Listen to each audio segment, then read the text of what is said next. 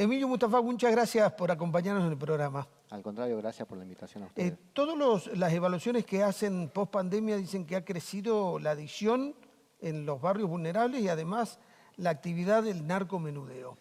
Sí, en general la pandemia generó en todos los estratos sociales, ¿no? Desde la clase media, clase alta y en los sectores populares hubo un aumento del consumo de sustancias. Los datos del año pasado que hablan del alcohol, por ejemplo, que creció en todos los niveles. Y en los sectores populares el problema de, aparte de la pasta base, que volvió a ser desde este año, está siendo un problema, inhalantes, por ejemplo, como pegamento, hay un policonsumo en general, pero es un fenómeno de la pospandemia que es generalizado en todos los sectores, digamos, ¿no? Porque yo creo que estamos transitando y empezando a transitar los efectos de la pospandemia en salud mental, y que no solamente se refiere uno, al tema de las adicciones, pero un elemento de la pospandemia que estamos notando mucho son los trastornos de ansiedad, depresiones, ideación suicida, intento suicida, trastorno de pánico, agresividad, y lo vemos en los distintos niveles, ¿no? Porque, y esto es muy importante ponerlo en la mesa para reflexionar la importancia de la salud mental para poder tener política estratégica en esos distintos niveles, porque no solamente en los barrios populares, sino inclusive en tu propio lugar de trabajo. ¿No? Claro. ¿No? Uno si se pone a ver a veces los niveles, cuando trabaja en distintas oficinas, muchas veces se sorprende la cantidad de compañeros que tienen licencia psiquiátrica por distintos tipos de motivos y tiene que ver con la salud mental, y creo que la pandemia, estamos comenzando a transitar la pospandemia y es necesario fortalecer la política en salud mental y desde ya de las adicciones, porque el problema hace un mes y medio, 2 meses, Argentina y el mundo habló sobre la cocaína adulterada, que fue un reflejo de una situación que va en degradación, hay que decirlo, porque se está afianzando el narcomenudeo y el narcotráfico en toda la Argentina, y de allá el narcotráfico en toda la región y a nivel mundial, porque es un fenómeno mundial. Pero bueno, últimamente está llegando muchas noticias de Rosario sobre situaciones ya de un nivel de agresividad y de violencia que solamente lo veíamos en la televisión, digamos, ¿no? Sí. Y en las películas, digamos. Lo de Rosario es un caso preocupante. Pero a la vez creo que hay que analizar qué es lo que está pasando a nivel de la estructura social, donde se está dando este fenómeno del consumo de sustancias, desde ya en una sociedad de consumo, pero a niveles donde hay tanta frustración. La pandemia instaló la incertidumbre, instaló la cuestión a veces del futuro como muy lejano, en un horizonte cercano. Entonces esa incertidumbre que va, muchas veces la sustancia opera como un lugar de llenar vacíos, de sostenes ilusorios, ante tanta frustración y ante tanta incertidumbre que estamos viviendo. En la zona que vos trabajás, me imagino que muchos jóvenes chicos se desvincularon del sistema educativo.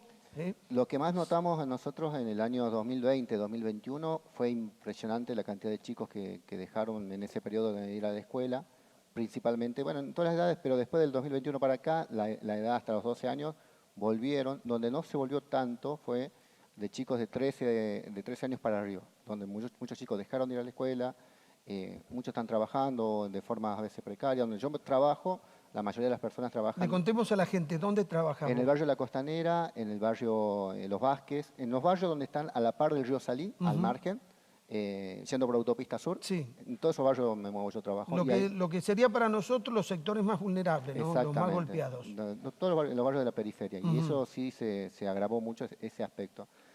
Creo que tiene que ver con una cantidad de elementos, confluyendo la crisis sanitaria, la crisis económica, la crisis social que estamos viviendo ahora, ha generado que muchos jóvenes realmente se está instalando el escepticismo, esta Bien. cosa de no futuro o de la posibilidad de no transformar, y ese escepticismo te lleva a una idea de vivir ya, satisfacete ya, como sea, porque es muy posible la perspectiva de proyectar hacia el mañana, digamos. Eso genera un efecto en la subjetividad y la sustancia aparece como un lugar de sostén ante eso. Bien, por eso se dice que estos sectores vulnerables son los sectores más apetecibles para lo que es el narcotráfico, el narcomenudeo. Bueno, se está dando un fenómeno, el narcomenudeo, o por lo menos lo que nosotros tenemos como estudiado, porque nosotros venimos trabajando ya hace casi más de 10 años en los sectores.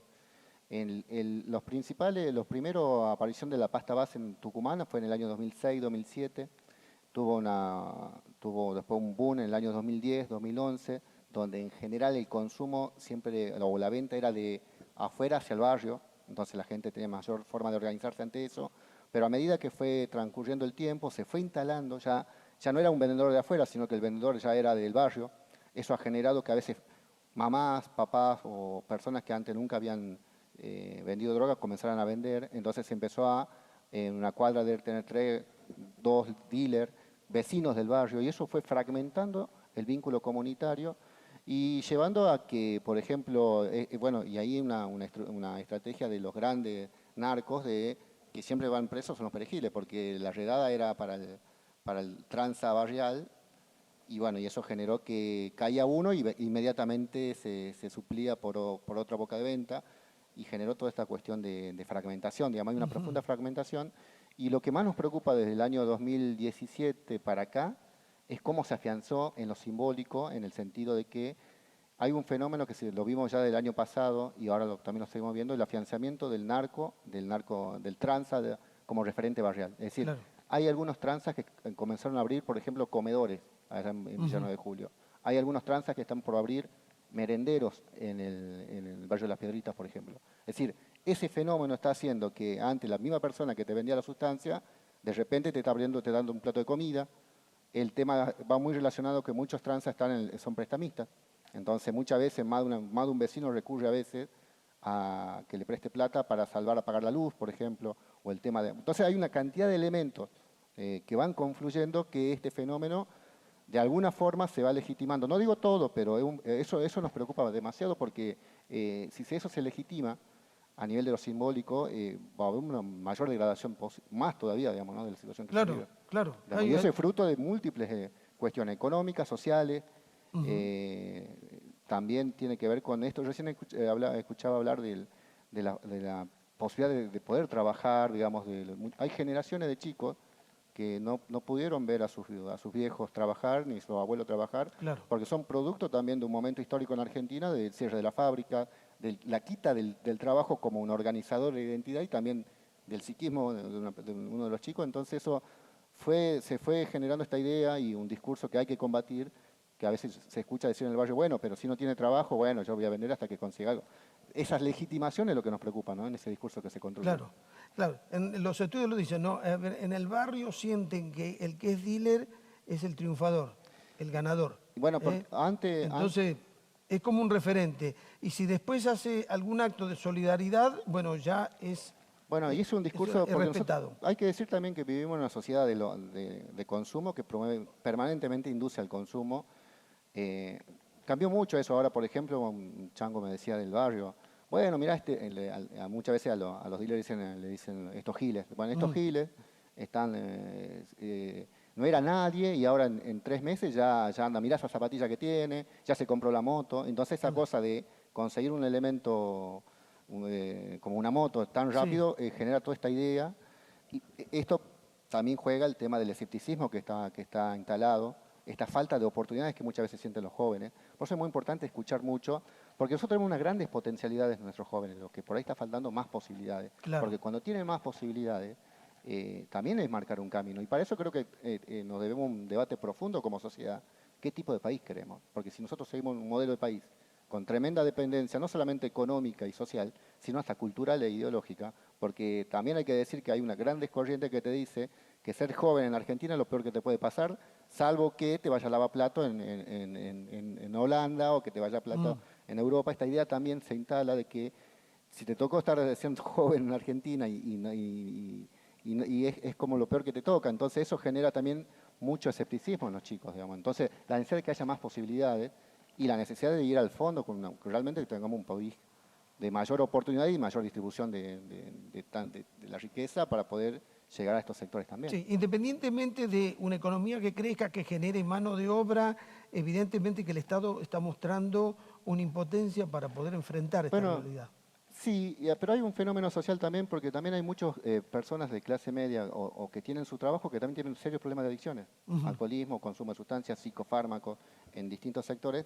Hay algo mucho más profundo, creo que estamos viviendo en un momento social político de mucho vacío. Digamos, está el vacío, porque consume el nenito de 10 años que nos toca ver a nosotros, o chicos del barrio que consumen ese vacío para llenar de no tener nada, pero también consumen personas que tienen todo, digamos, en lo material, y llenan el otro vacío. Entonces, en los dos lados está ese vacío.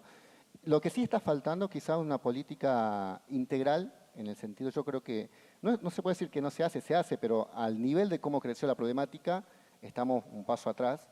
Entonces es necesario poder unir lo que hay, potenciar e invertir a fondo para poder contener, porque el problema no es solamente cuando el chico deje de consumir o se establezca o vaya a una comunidad terapéutica, el problema es cuando vuelve al barrio.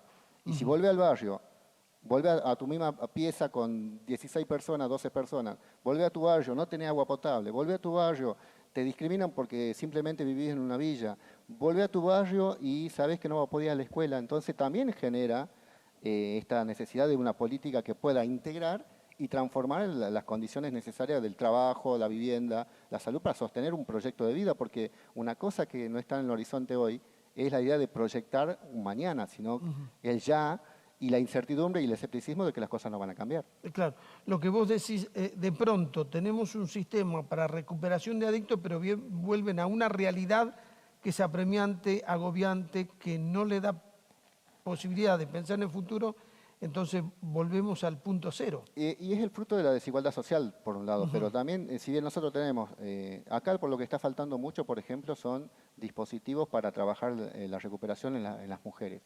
Es un tema invisibilizado, es un tema que se habla poco, pero tenemos una gran cantidad de chicas, de a veces 14 años, 13 años, a 25, 30 años, donde no hay comunidades terapéuticas estatales para mujeres, que tiene una dinámica muy distinta al de un chico varón, por lo que implica ser mujer, por lo que implica tener hijos, por lo que implica es mayor la discriminación por ser mujer y ser adicta.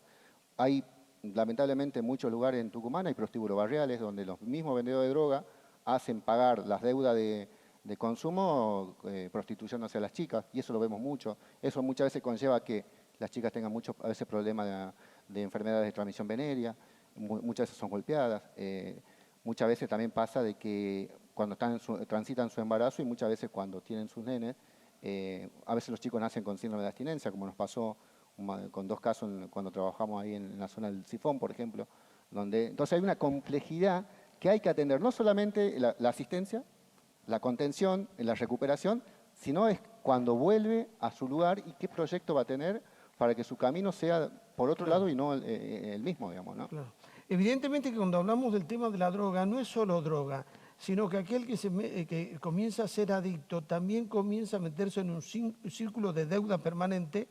A veces tiene que entrar en el mundo de la delincuencia para poder pagar, o las chicas tienen que prostituirse. O sea, tiene una Nosotros notamos en los barrios donde yo trabajo muchas veces, por ejemplo, los chicos que nosotros atendemos en la Costanera, por ejemplo, muchos de esos chicos muchas veces delinquen, pero no es que van, por ejemplo, roban un celular. Ese celular no es que le dan plata, sino que ese celular son 25 papelios de Paco. ¿Se entiende? Entonces, el chico no es que que robó y se compró una zapatilla, sino inmediatamente para seguir consumiendo. Y ahí está lo enfermo que es este fenómeno, digamos, ¿no? Y cómo terminan siendo víctimas, porque son la carne de cañón muchas veces de las guerras de bandas o de territorio de los mismos. Por eso en el barrio le dicen cabeza de fierro o soldaditos a los chicos en esta situación, utilizados por los tranzas, digamos. Bien. Emilio, muchas gracias por venir siempre a contarnos esta realidad que tenemos que conocerla y enfrentarla con una mirada mucho más integral y profesional, ¿no? No, muchas gracias a usted y simplemente decir que hace 2 semanas atrás se organizó desde los barrios una movilización pidiendo una emergencia en salud mental y adicciones y pidiendo una mesa de diálogo para elaborar políticas estratégicas de Estado donde esté sentado el poder político, la parte de justicia, la sanitaria, pero también escuchar un poco las propuestas que traen las organizaciones de los barrios para que esas políticas realmente sean efectivas, porque muchas veces se diseña desde un escritorio y a veces el escritorio no da con lo que implica la realidad de un barrio. Claro, no se pueden imponer las políticas. Hay una mesa de diálogo para poder abordar, porque está en juego nuestras generaciones que vienen. Pero por supuesto, muchas gracias, Emilio. Gracias a usted. Los que quieran volver a ver la entrevista, los que la quieran recomendar, puntodepartidatv.com o CCC Go.